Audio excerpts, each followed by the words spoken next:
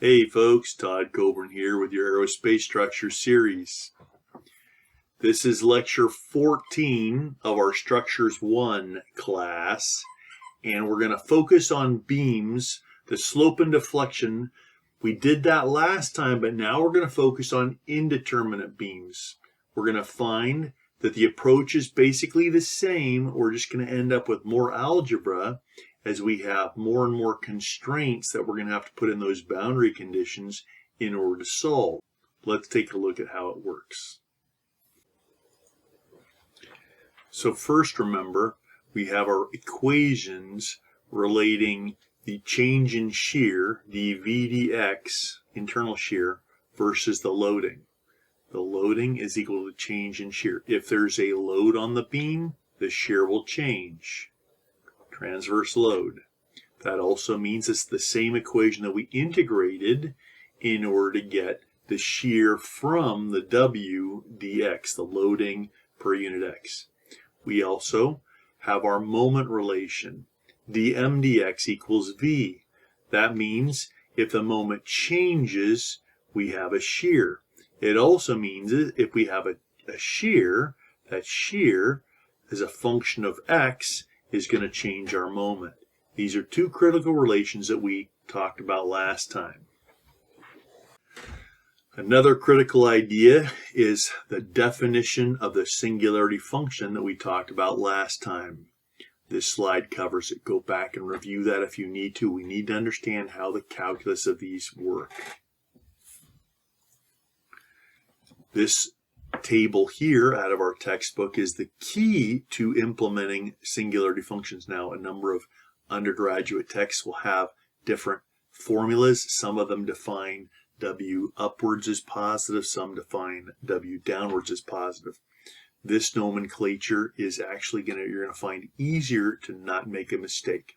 So what we're going to do for anything we find, we look at our loading, find what the definition of the positive of that loading is and what the singularity function term is, remembering our rules for integration and differentiation. Remembering that the shear is just the integral of the loading, the moment, internal moment, is just the integral of the shear, the integral of the moment divided by EI is equal to the theta, or the slope of the beam, and the integral of the slope is just the deflection. Okay? These ideas are critical. We're going to use those just like we did last time. These constraints, we need to understand constraints. If you spot a constraint, you should know immediately that a pin cannot have any, it doesn't allow any deflection. A pin with a roller limits deflection in one direction instead of two. Fixity also limits moment and keeps our rotation from being anything other than zero. Free doesn't give any constraint, and a hinge says that there's no internal moment. This little slide here gives us a little solution procedure that we used last time, right? We're going to start by writing. Actually, you should always start by drawing your function, drawing your beam, drawing the free body diagram of the beam. That means you represent the beam, you place all external loads on the beam, and you replace any constraints, be they pins or rollers or fixities, with the forces that can be translated by that constraint. So a pin will have two forces, although for beams, undergraduate beams, we're not going to deal with any axial load. The axial component is always going to be zero. If we have a fixity, that means we're going to replace that, a fixed end, we're going to replace that with both the vertical shear and the moment that it can withstand.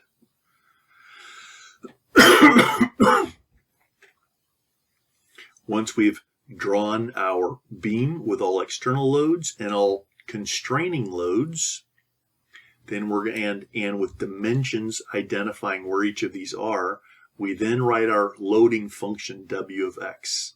We pull out our handbook, we pull out the table of singularity functions, and starting from left to right, we systematically write each term for anything we find, starting with loads at the left end and any moments at the left end and any distributed loads that start at the left end, and then moving from left to right And as we encounter a new external force or constraining force or moment, we will write the singularity function term, being sure to turn on everything that appears and turning off anything that ends.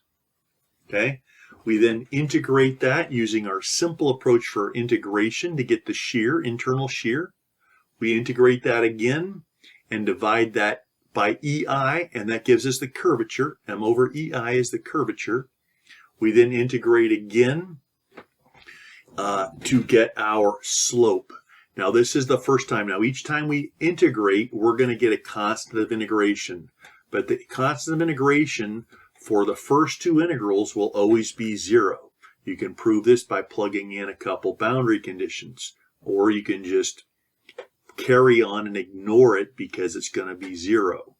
Once you get the, you integrate the curvature, M over EI, and you get the slope, you're gonna have that constant of integration that's gonna spring into being, and you have to account for that.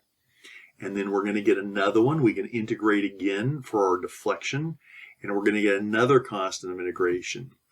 Now, as I believe I said in the last video, if you have a slope constraint, it's often helpful to impose your boundary condition before doing the next integration, because sometimes, specifically when you have a slope constraint at the left end, your coefficient of your integration coefficient for that slope term will be 0. However, and it's easier to get rid of that if it is 0.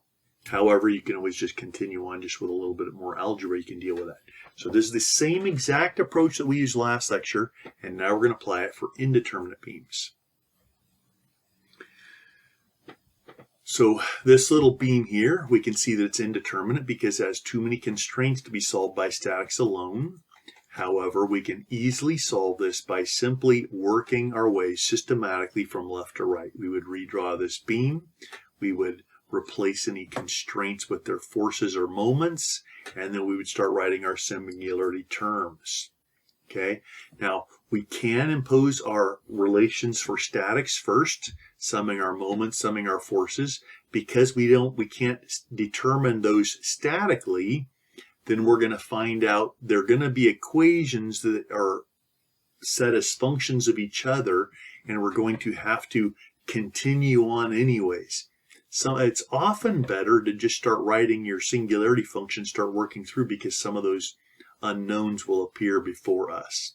So what this slide is doing is reminding us of our basic approach. We're going to be writing these singularity function terms. We're going to be imposing any boundary conditions, and we're going to systematically solve our beam. Okay? We're going to actually follow the exact same approach we've been following, but we're going to end up with a little more algebra since it's indeterminate. So the best way to do this, since everything we're going to do is identical to what we did last lecture, is to look at some examples and make sure we understand how to handle these things. So let's try that. This is Beer and Johnson's problem 9.3 from their 7th edition. And in this problem, we're going to determine the equation of the elastic curve, and we're going to determine the slope at the left end. So what we're going to do is go ahead. Now this is actually, if it was cantilever, it would be determinate, but since it's a propped cantilever, it's indeterminate. We could try and solve as much as we can statically, but in this particular case, it's probably easier to start writing our functions, which is what we're going to do. Okay, so this is just kind of reminding us our solution procedure. Actually, we're going to redraw a free body diagram showing all forces, moments, external and constraining ones, and identifying the dimensions that are needed to identify where those occur, and then we're going to write our singularity function. So this is a little, now I was a little bit lazy or sloppy here, because you'll notice here is the given beam, and I'm showing a partial free body diagram. I actually didn't complete the free body diagram. I'm leaving the right end constrained. Really, I should have replaced that with a force and a moment, that fixity on the right end, because That's just better. The reason I was able to get away with it is in this particular case, we're going to find out that everything drops into our lap when we impose our procedure. So we look at our little constraint. Remember, when we're writing our singularity function, we're doing it for all terms from the left end to the right end, but not the right end. While those terms are valid, they will never be active and should be just left out of your singularity function. So our loading function is that reaction at A, which is an unknown, x minus in caret symbols, which identifies it as a singularity function. We know that a force has an exponent. The loading function has an exponent of -1. And that force is located at the position x equals 0. So we plug in 0 for the A dimension. That's positive because it's acting in the same direction as what I'm identifying as positive in the handbook in our table of functions. Next, we also have a gradient load that starts at x equals 0. What we put in there is not the load itself at the peak, but the slope of the thing, which is the maximum value divided by the total length that it develops on. This particular loading function goes from 0 to L, so we're going to put WO, which is the max value, divided by L, which is the slope. It actually is pointing downward, therefore we're going to stick a negative sign in there for the magnitude. We're going to put our caret symbols, x minus, and that thing starts at x equals 0, so we're going to plug a 0 in there. And loading gradient loads have an exponent of 1. We have two terms, a force and a moment at the right end, but we never write the right end terms in our loading function because they're never active. Okay? Now that we checked our work, make sure we have the proper loading function, we integrate that puppy. The integration is the easiest it's ever been because here we're down below 0.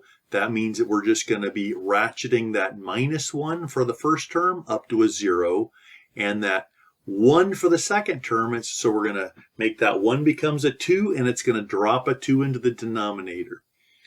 Okay, we'll see that here.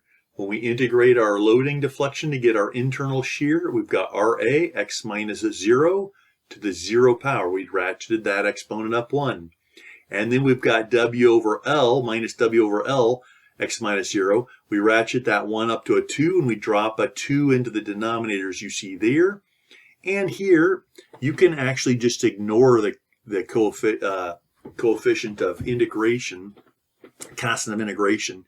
Actually, what I'm going to do here is show you how you would verify that. You would plug in that the shear at x equals 0 is RA, and therefore set that equal to the function and solve for CV equals 0. Then we rewrite the equation without that term. We integrate that shear now. Once again, that 0 gets ratcheted up to a 1. That 2 gets ratcheted to a 3 and drops a 3, which gives us this form. We also have a coefficient of integration that, as I said before, you can ignore since it's going to be 0. But this is how you eliminate it. You would show that the moment at x equals 0 is equal to 0, and when you plug in that position into that information into your moment equation, you find out that Cm is 0. These two coefficients of integration, constants of integration, will always be 0, so you can just ignore them. Even though they do spring into being, they will be eliminated, and therefore you can ignore them. Not so for our future integrations, so stay tuned. So now we rewrite our moment equation with the known that our coefficient, our constant of integration was 0. So this is our moment equation. Now we're ready to integrate that again to get the curve, to get the slope. Okay. Actually, we divide that by EI. That makes this the curvature, and then we integrate that curvature to get the slope. So this is our moment equation we just saw. If we divide that by EI and integrate, that will give us this. Once again, our 1 gets ratcheted to a 2 and drops a 2 into the denominator. The 3 gets ratcheted to a 4 and drops a 4 into the denominator. And we have a constant of integration which goes inside the brackets. We've got the 1 over EI times some big quantity where we're doing that integration, and that's where our constant of integration gets placed. Okay? we now, because we had a constraint at the left end, we can plug in, at the right end, we had a slope constraint, so we can plug that in now to try and make our job a little easier. So we say, okay, the slope at x equals L is 0 since the right end was fixed. So we can see when we have, that means that first term, the RA over L over 2, is going to be L minus 0, which is just L squared. And since we've now passed it, we can just treat it like a normal algebraic equation. Our second term is going to be L to the 4th. And we plug that in. We still have the c theta, and now we can solve for c theta. Now I recommend we now plug this in and rewrite our slope equation so we don't make any mistakes. And we would write it like this. You can see we got the first term, the second term, and now this double term, which is the c theta. We're now ready to integrate that to get the deflection. So we do that. We see that the 2 in the first term gets ratcheted to a 3 and drops a 3. The 4 in the second term gets ratcheted to a 5 and drops a 5. The next term, and I recommend, now I'm showing them combined here. It's usually easier if you treat each one separately, but this is okay. You'll see that in the other examples. So this next term, this double term, all gets ratcheted to an x, and we have our constant of integration. We now can introduce the next constraint. The left end had a pin. It couldn't move vertically, so we plug that in. That means the deflection at 0 is equal to 0. And that means that first term is active, but 0, because 0 minus 0 is 0. Second term is active, but 0. That x is 0, and therefore we find that cy is 0. We can rewrite our we can now impose our other deflection constraint, which was at L. Since we had a fixity over there, the deflection at L is also 0. We plug that in. Now our first term, L minus 0 cubed is just L cubed. L minus 0 to the 5th is just L to the 5th. We've got that x becomes L, and our cy was 0. So now we see, we write that, we can multiply our EI times 0 on the other side, which blows that out of the equation. And that gives us this. We can now apply algebra to that, and we find that RA is equal to WOL over 10.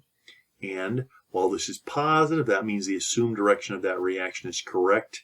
And if that's one of the things we're looking for an answer, and it is here, then we should box that and show the direction with an arrow rather than just relying on a plus or minus sign so that we're crystal clear on the direction of the loading. We now can plug that in to our functions. We can plug that into our w of x function, and that is now our loading function. We can, that's our loading function. We now can plug that into our shear function, and we write that in simplified terms. Now, the correct way to show these is not with any unknowns in them. Now, while we don't have WO, that's just a variable. That was one of the given things. So when we finish our solution, every answer should be in terms of things that were given. Like we were given WO, we were given L, and we were given, that's it. And so everything is now in terms of that. There's no additional variables that we created to solve the beam. So we solved those, we implemented them. Our slope is this, and which we can write this way, and our deflection is this, which we write like this. So we now have determined the loading function, the shear, internal shear, the slope, and the deflection as a function of x. Got it? This is our next example. This is also indeterminate.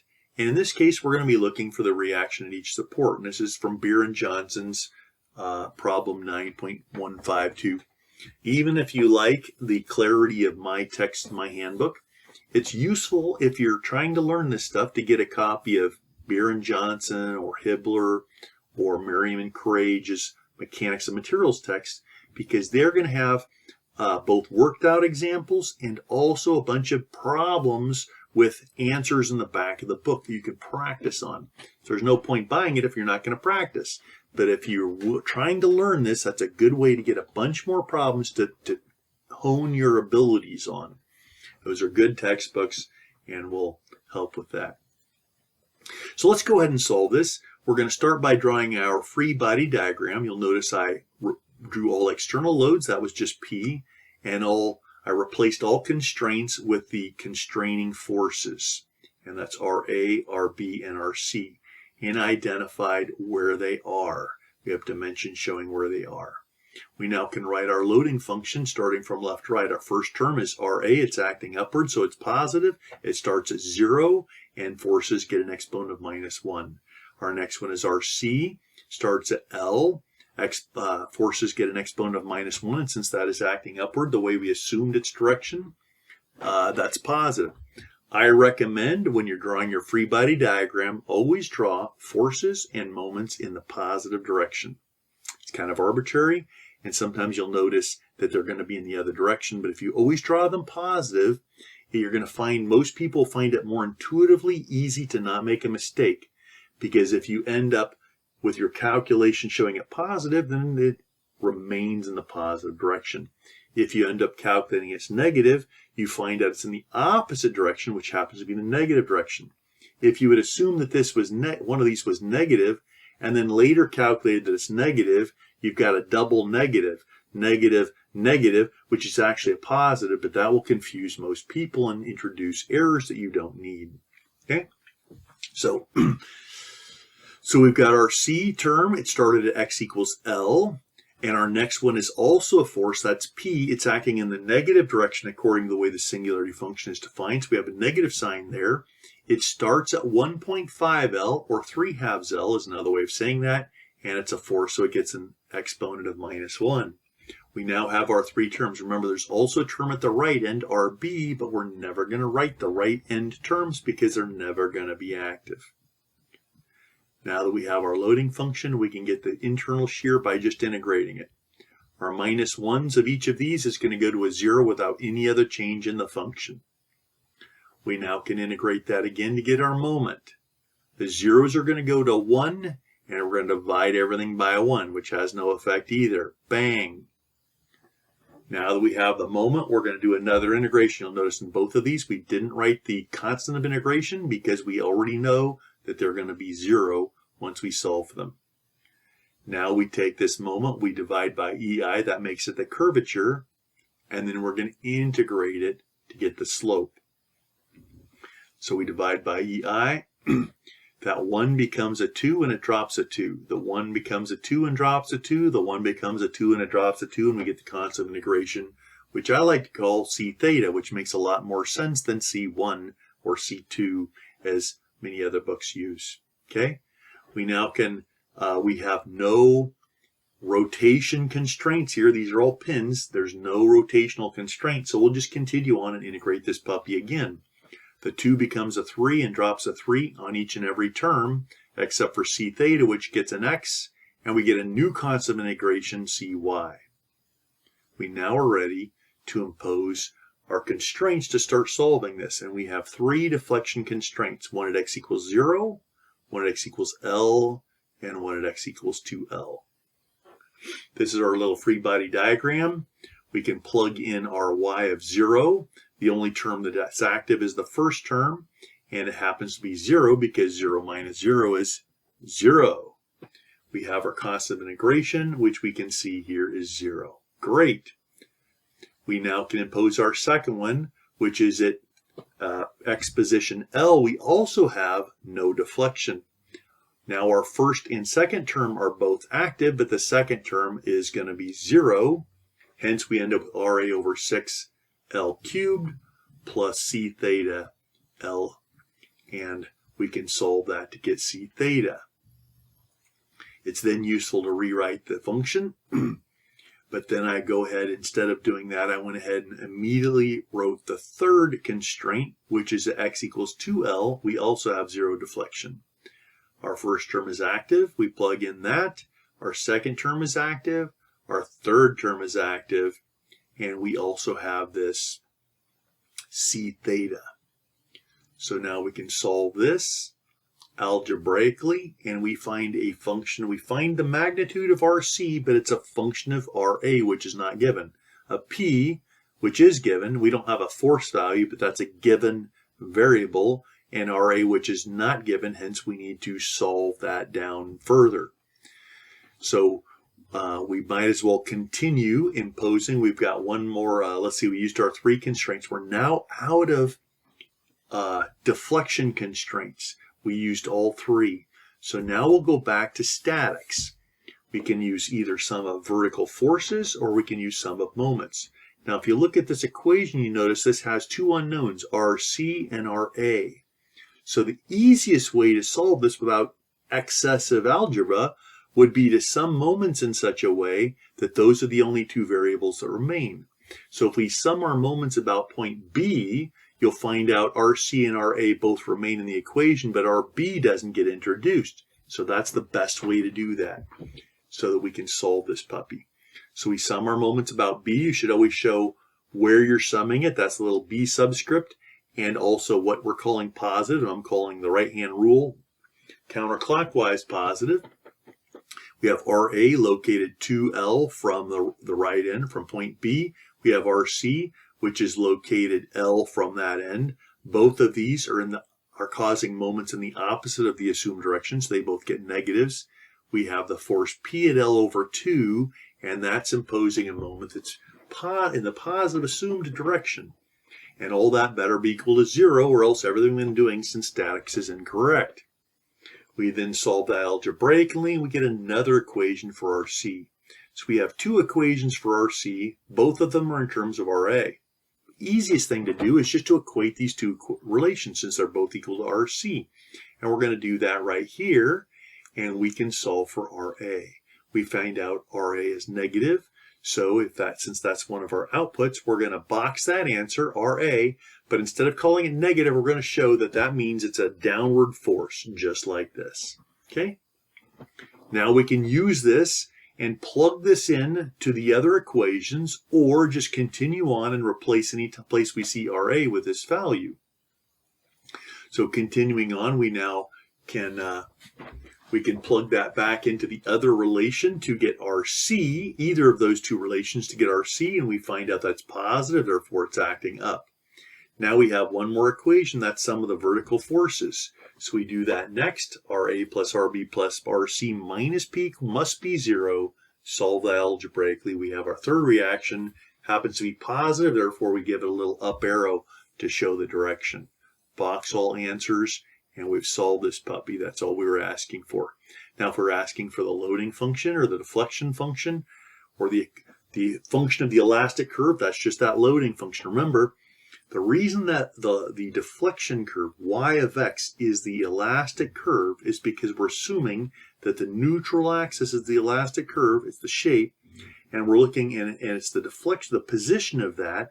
And since the position of that is defined from the neutral axis, that means that y of x value is just going to be the deflection since our origin was at that 0 neutral axis. Okay, so that wraps this up. Once again, if we wanted the equation of the elastic curve, we would go back to our y of x equation and we'd plug in RA, RB, and RC. Any of those terms we find, plug in the values we found until all that's left in those equations, whether it's the loading function or the shear function, the moment function, the slope function, or the deflection function, till the only thing that's left is knowns, which is P in this case and L. Everything else is an unknown and should be removed. Here's another example for you, one more example. This little propped beam. We're going to do the same thing. This time we're just going to get, this says we're going to get the reaction with roller support, but we're going to solve for all 3. So here's how we solve that. We start by drawing a free body diagram, which has all external forces. It replaces all constraints with the constraining forces and has all necessary dimensions. We then write our singularity function for that, W of x. At the left end we have RA, it's acting in the positive direction. Forces get an exponent of -1 and it starts at 0. Our second term is the force P. That is located at L/2. It's in the negative direction for the singularity function, and it's a force, so it gets an exponent of -1. The two forces at the right end, we don't need to write singularity functions for those, so those remain out of our equation. We now integrate that by ratcheting up the exponents to get the shear. We integrate that by ratcheting up the exponents to get the moment. We divide by EI to get the curvature, and we integrate again to get the slope. That means both of these ones are going to go to 2, and they're going to throw 2's into the denominator of each term. And we have a c theta, constant of integration, which springs into being, which we put inside the brackets. We now can integrate that one more time to get the deflection. These two exponents are going to go ratchet up to 3, and they're going to drop 3's in the denominator, which we're going to see right there. Did we lose that? Oh. Before we integrate this function, we're going to go ahead and impose, since at the right end we have a slope constraint, since we have a fixity, we're going to plug in at x equals L, we have 0 slope. So that's what I'm going to do first. That's what we're going to do here. Ignore that 2. That's fixing a little mistake there. So we've got theta of L has got to be 0.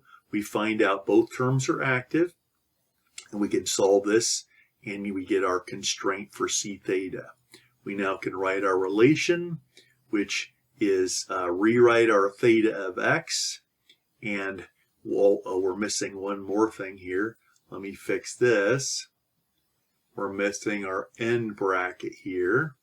I noticed that before, but forgot to fix that. Okay, so this is now our slope.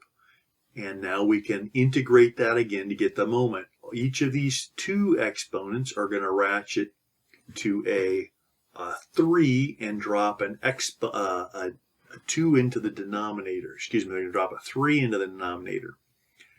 And this last two set of terms, now we could, last time we bracketed those together, but I recommend it's a little easier if you treat these separately.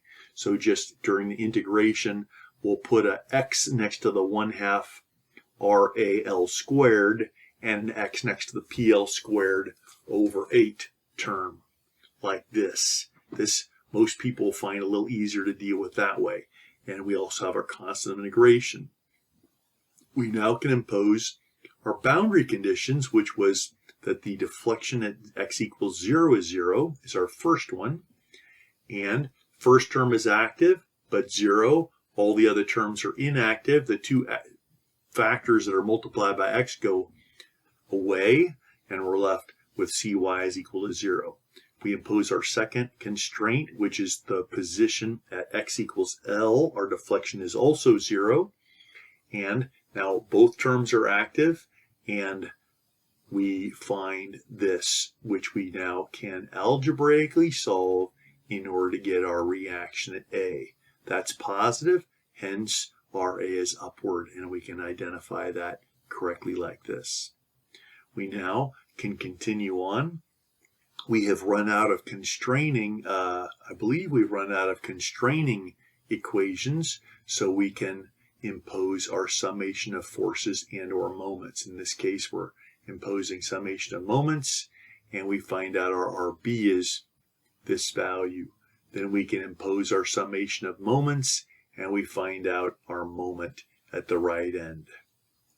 And that's negative, so we show that that's in the opposite of the assumed direction. So that's how we solve indeterminate beams. We do it identical to what we did last lecture for determinate beams. We just have a little more algebra as we're inputting our constraining our constraints and using those constraints to solve the unknowns. Make sure you practice this. Rewatch this video if you need to make sure you understand this. Next lecture, we're going to look at canned equations, a simpler way to evaluate many beams. So stay tuned.